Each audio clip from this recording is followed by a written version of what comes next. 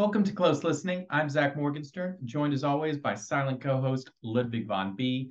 And the record we are talking about today is Desire. I believe this counts as Bob Dylan's last classic record, since the one that came after it, Street Legal, hasn't necessarily earned that much fame over the years. And then the one immediately after that, Slow Train A-Coming, while it's sort of famous, sort of quasi-classic, it also comes from Bob Dylan's evangelical Christian period, which, kind of holds it back from being considered cool in the light of some of the other Bob Dylan albums. So kind of a bittersweet moment to get to this one, and I'll see if I continue doing these reviews from here. Hopefully I will. Desire, I thought, was kind of reminiscent of Willie Nelson's album Red-Headed Stranger, which came out a year or two before this. And the similarity is that the whole thing feels like the product of one long jam session. And as with Red-Headed Stranger, that's kind of cool in a way, but it doesn't necessarily make for the most fun, enjoy it cover to cover listening experience. And in the case of this album, a big part of that is these songs are kind of melancholy. And because the mood throughout is very similar, often it feels like the songs flow into each other. And this is most extreme when the track Oh Sister just sort of flows completely into Joey without even a pause. Continuing with some of the criticism, I kind of felt similarly about this one as I did to Highway 61 Revisited, in that if you listen to any one song on here, or most of the songs, you'll think it's good songsmanship, incredibly ambitious lyrics, but if you hear them all together, you start to be underwhelmed. But one of the unique sounds of this Desire album is the violin playing from Scarlett Rivera. And the reason it feels so unique is while there was a lot of 60s and 70s music that had full string orchestras backing them up, and Bob Dylan didn't really go for that other than with his experimental self-portrait album, here he's kind of coming up with his own version of using violins, which is not to use violins, it is to use violin.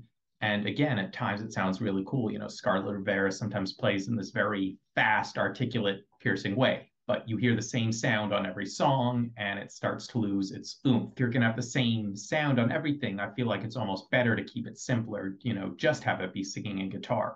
Sorry, I think that's my cat playing piano in the background. Another interesting thing on this record is there is backup singing, which I believe is from Emmylou Harris, which is a pretty cool name to be on there.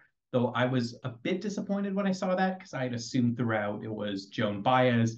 I believe it is Joan Baez singing on this bootleg record from the same time period, the Rolling Thunder Review. And to see this old duo coming back together, particularly on the sort of two-character Journey song of Romance and Durango, I thought it was kind of cool to hear Bob Dylan and Joan Baez reunited in the 70s. A final characteristic I think is worth pointing out with this album across the board is that it feels like almost every song is epic or dire in its own way, which again, it makes each individual song impressive, but it also makes the whole thing kind of blend together into a kind of melancholy, too big for its own good kind of thing. So there's no song on here that's just a simple feel-good kind of hit like You Ain't Going Nowhere or even Blowing in the Wind. Perhaps the reason I'm a bit more critical is that despite this being my first time listening to Desire, I was familiar with lots of this material because for years, one of the only Bob Dylan albums I've actually owned, again, is this 1975 bootleg of the Rolling Thunder Review, where he plays half the songs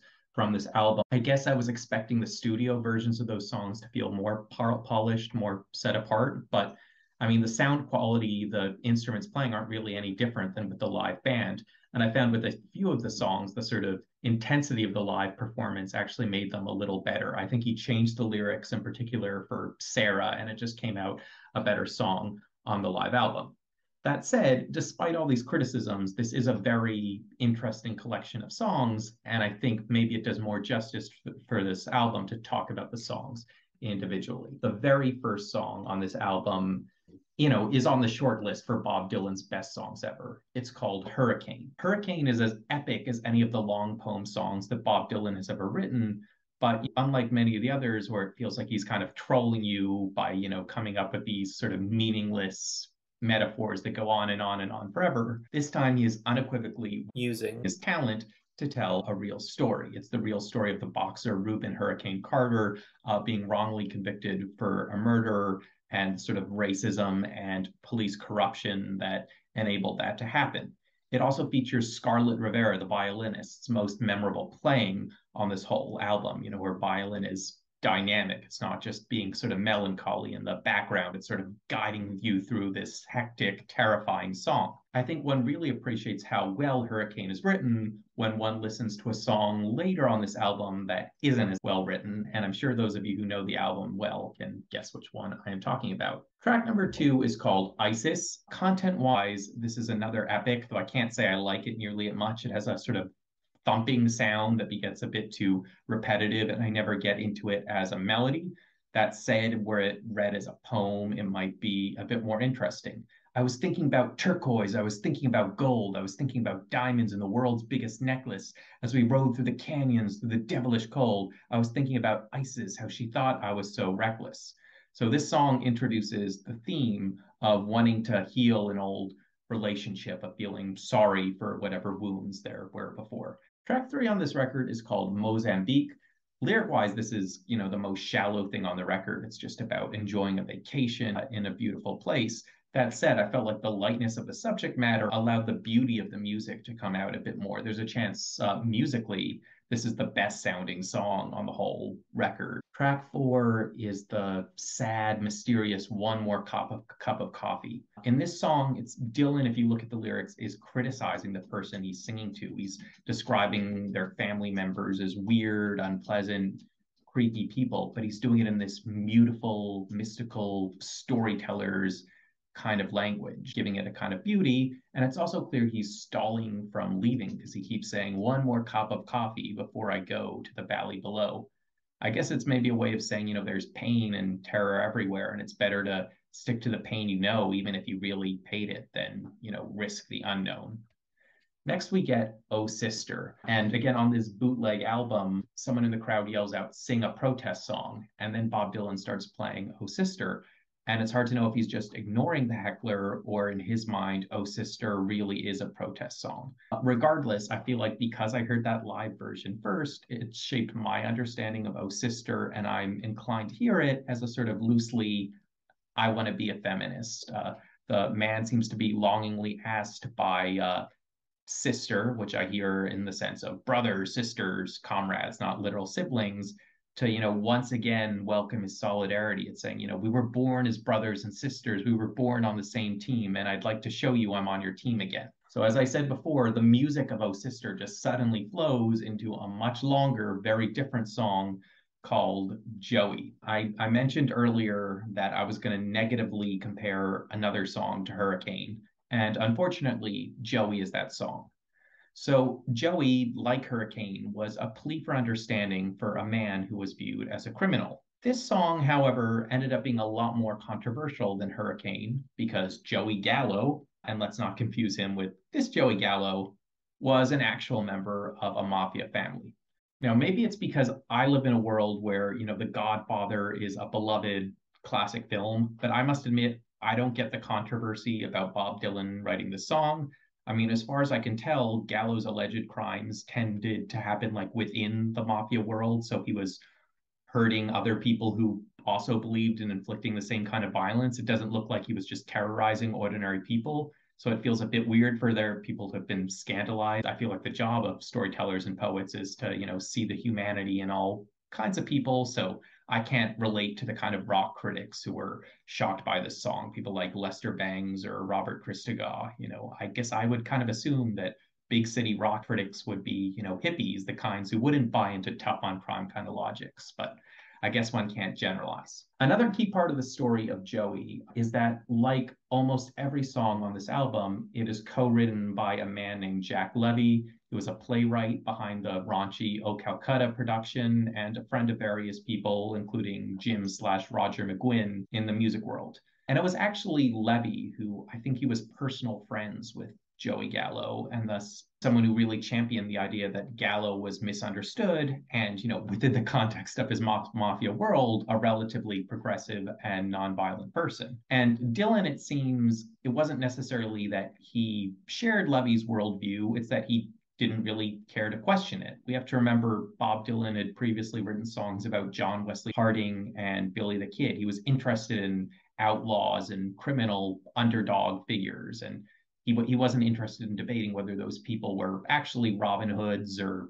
genuinely bad people. For Bob Dylan, it was just an exercise in storytelling. Now, while I don't get the moral panic around the song Joey existing, where I do sympathize with the rock critics is that I don't think it's a great song.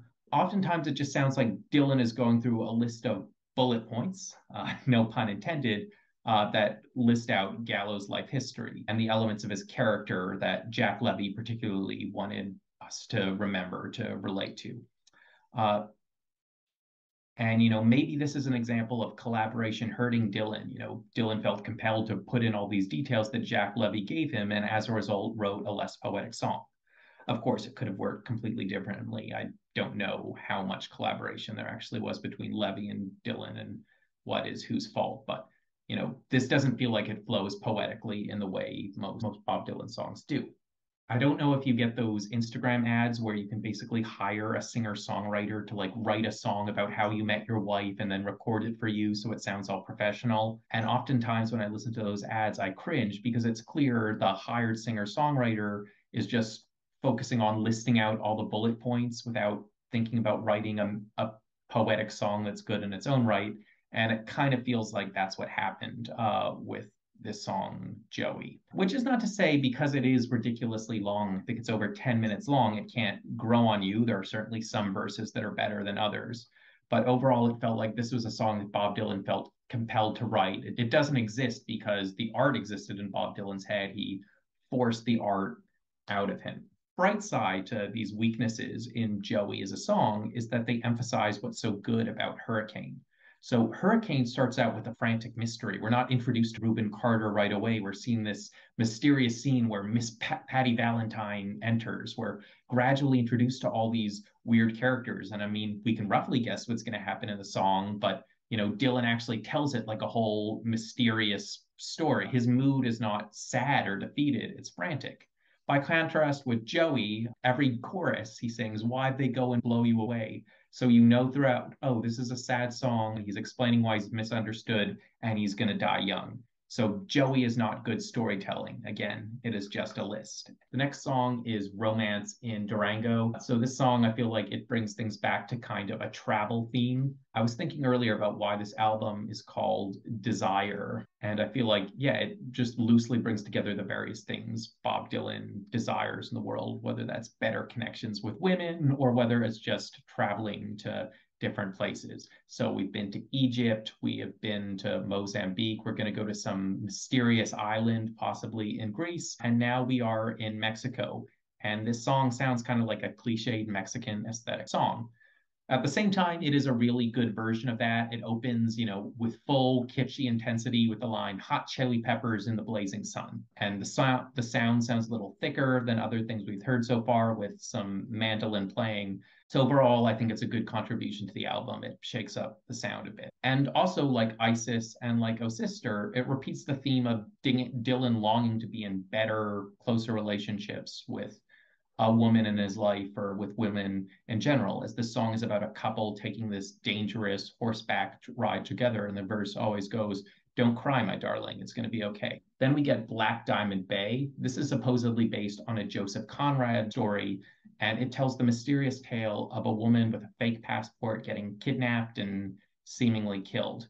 The story seems like it's told by first person, someone who actually knows and is watching this woman. Before in the last verse, we're introduced to a person, possibly Bob Dylan, watching the news and just seeing vague hints of the events that have transpired. Ultimately, it's a very mysterious song, and if it has any kind of message, it's that, we're all tiny grains of sand in the universe, and all of these dramatic things could be happening all over the world that most of us will never know about. The final song on the album is called Sarah. This is the only one that Jacques Levy did not help write. It's all Bob Dylan on its own, and presumably it's about him and his wife Sarah as their marriage was in its twilight. So when Bob Dylan had sung love songs in the past, songs like "Don't Think Twice, It's All Right," "Just Like a Woman," "You Go Your Way and I'll Go Mine," "Dirge," etc., he's always done so with an element of self-righteousness, sometimes even a cruel kind of snarkiness. And what really sets Desire apart as an album is all songs that sort of